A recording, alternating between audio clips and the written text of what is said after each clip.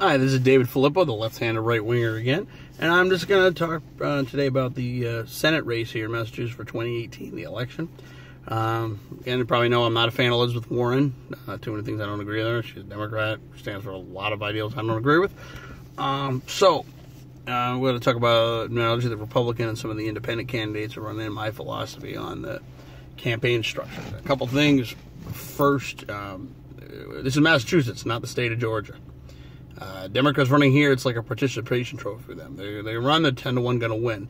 Unless they happen to have a lousy candidate, or we happen to have some superstar-studded, Republican opponent, and or one that's, studded and just moderate enough that that they can appeal to some people there. And moderate is not necessarily a bad thing. Yeah, I don't like it. It gets frustrating when we get some moderates in that don't do the things we need to do. Like, admittedly, I do have my problems with the governor, which I'll come back a little more in this video. But in the end, you got to take what we can get. You got family to take care of.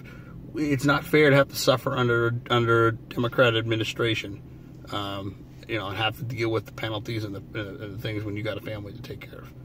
I would rather cut my losses with a few problems that the more, like a better word, rhino Republicans may dish me than what the Democrats have to offer. Like I said, case in point with Trump. Look at this. Republicans came into power on my taxes. Even before Trump came out, I paid in 10%. I got about 10% back. Trump, I only paid in 3%. I got 18% back. So things are going in my favor under the Republicans. I'm not going to turn away from it. And I'm not a wealthy man either. By no means. So, don't want to suffer under the Democrats. And at the same time, too, I know that we are a state that, really pretty much controlled by the Democrats. And what we need to win here is largely money and name recognition. Now, the name recognition can make the money. The money does not always get the name recognition. So you really kind of need a balance of the both, or somewhere in between, to to have a chance at winning. If you're unknown and you don't have money, you're not going to have a chance in this state. It's going to be a long shot. Maybe in a smaller race, like city council, town council, school committee, some other small office, you might have a chance. With a small number of people you're running against, you might have a chance to appeal that small group of people. You may not need as much money to run. But if you're going to run a statewide campaign, or even a congressional district-wide campaign, even some of the state senate, state representative districts, you're going to have a tough time here. If you don't have money and you're unknown, it's going to be a real uphill battle for you. Which is why I tell people, if you don't have the money, you have no way of generating the money, and you're unknown, you probably don't have a chance at running. You gotta think about those things around, because it could be a very lost cause. And with that said, we have a few candidates that are running against Elizabeth Warren. I'm going to say my thoughts on all of them. First, I'm going to talk about Charlie Baker, because Charlie Baker, I will tell you, I still think he's probably the best choice to run. He doesn't want to run. He has no interest in running. And of course, I mentioned he is kind of monitoring some of this, but I'd rather him not run. But in the end, I still think we would probably make out much better for a lot of reasons. I mean, number one, he's polling ahead of Elizabeth Warren everywhere. He's like the most popular Republican in Massachusetts. So there's a good chance he would probably beat her, and beat her soundly. Especially, maybe another election we could try it, but the reason why this is so sound is I think the Democrats are writing him off. They think he's going to win re-election. We're not going to bother, because as far as I know, I don't think I've run any big names against him for the governor's race. I think they're going to try, but I don't think they're going to put much of an effort in. They're going to pretty much let him have it. In the same way, I think they're assuming that Elizabeth Warren is just going to take it, that she's just going to win. So, which is why I say, hey, it would be a real big surprise at the last minute. We say, guess what? Charlie Baker's our candidate for Senate, and then we name some, good conservative to be our good conservative star-studded contender to run for governor. Because they would be unprepared. They'd have some little loser Democrat candidate they didn't put any faith in, didn't plan on putting money in. They'd probably win. And they weren't expecting Charlie Baker to run against Elizabeth Warren. So it'd be a slam dunk. We'd probably cream her there too, and we would really do well.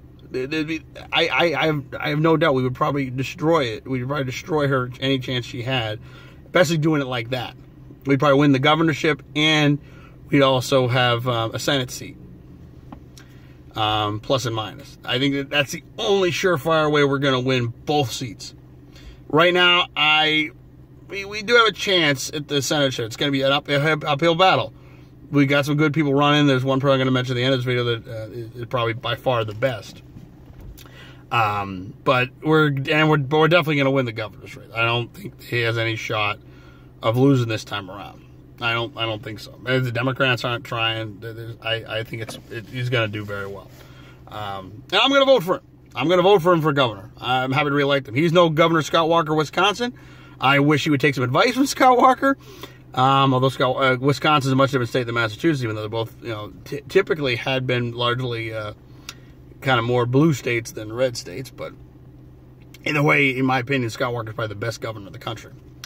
Even though it's interesting that Charlie Baker is the most popular governor in the state. Go figure. I'm sorry, most popular governor in the United States.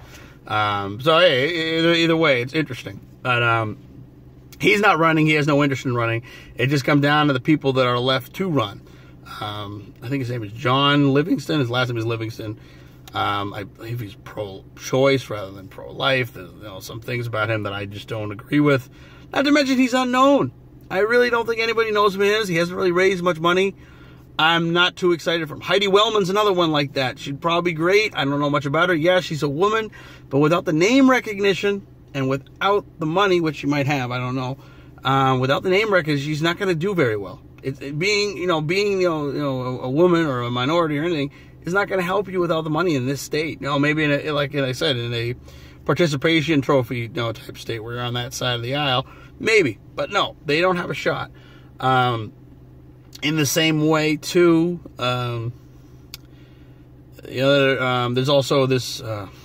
He was running Republican. He decided to run as independent. I can't say his last name, but his first name is Shiva.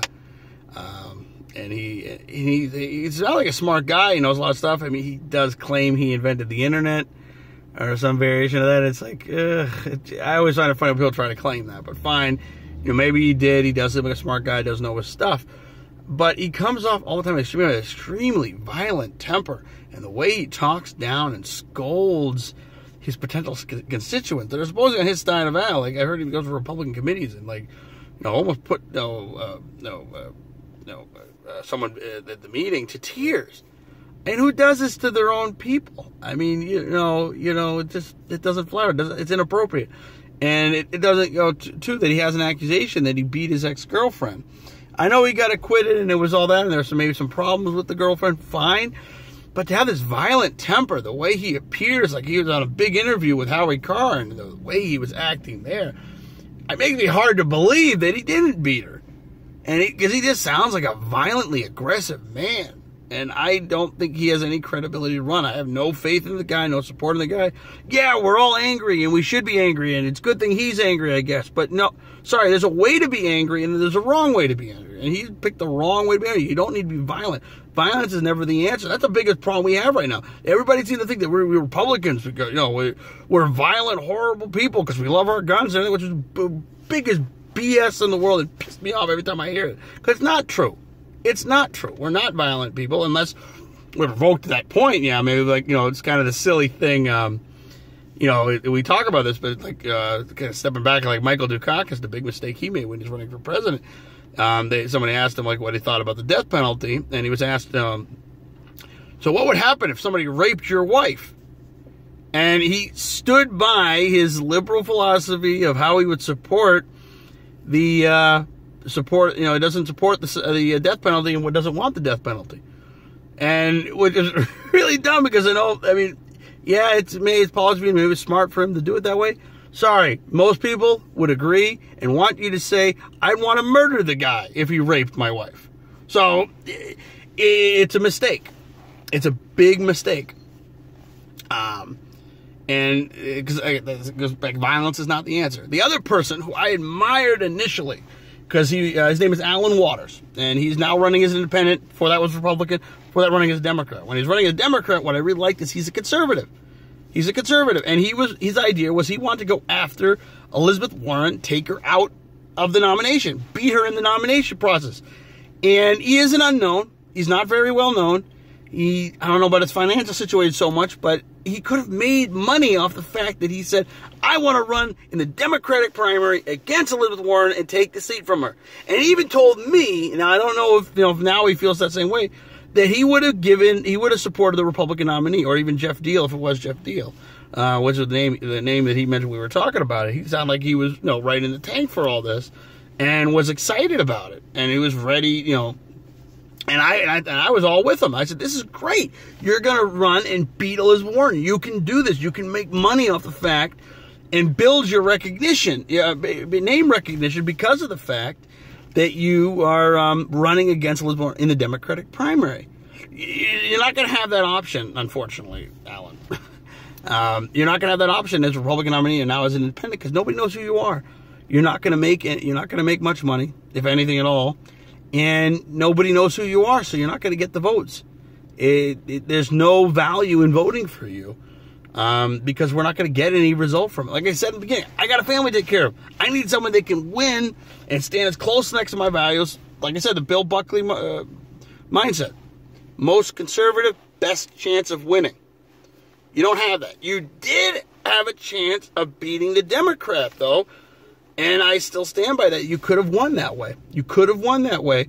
At least the nomination. I don't know what you're planning. It sounded like he was planning to pretty much drop out if he got the nomination, because he would have beat out Elizabeth Warren.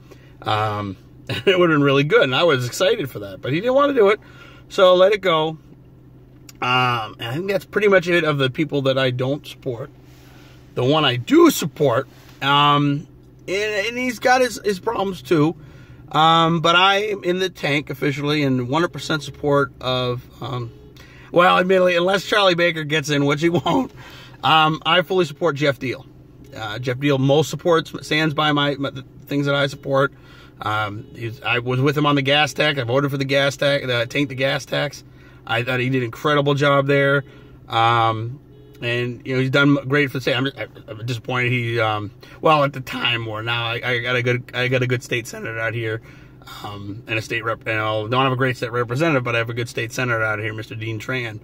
I don't really have. But for the longest time, I didn't have a great one. I had a god awful Jen Flanagan. Would have been great to have Jeff Deal up here, over here in this in Central Mass. But they're blessed in the they're blessed in his part of the state to have him as their state rep. And we will be blessed if we can get him in to win. I believe he does have the money. And I forgot. I should go back. Beth Lindstrom, someone else is running too. She's a woman, not really well known, but she is out raising Deal in the money department. But I really don't think she has the name record that money's going to do her any good. Also, she's a little bit more moderate than I would like to in a lot of ways. I think she's pro-choice as well rather than pro-life. So it's kind of disappointing to me. So I can't really get excited about her.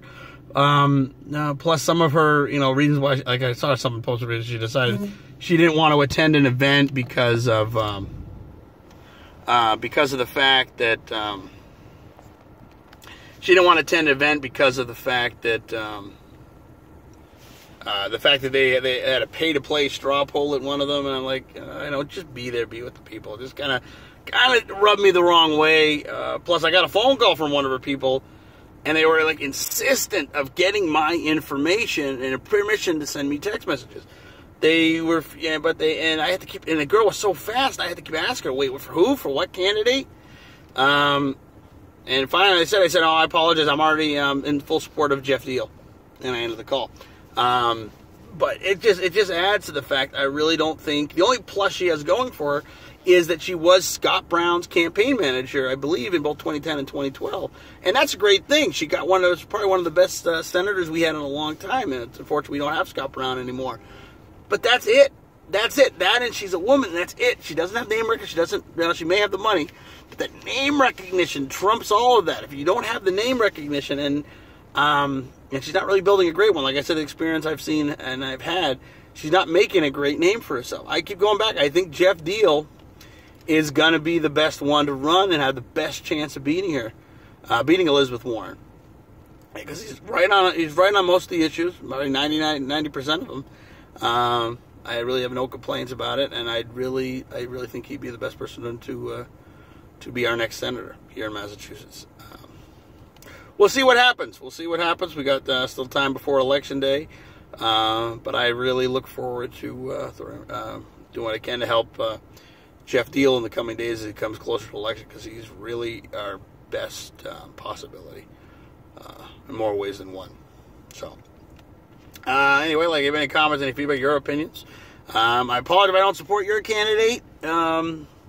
If they do get the Republican nomination, I'll probably end up voting for them. But I probably, most likely in the primary, will be voting for Jeff Deal. Like I said, unless by some miracle Charlie Baker gets in, which I doubt. But if he does, but Jeff Deal, you got my support. All right, anyway, thank you again, everybody. Have a nice day. Bye.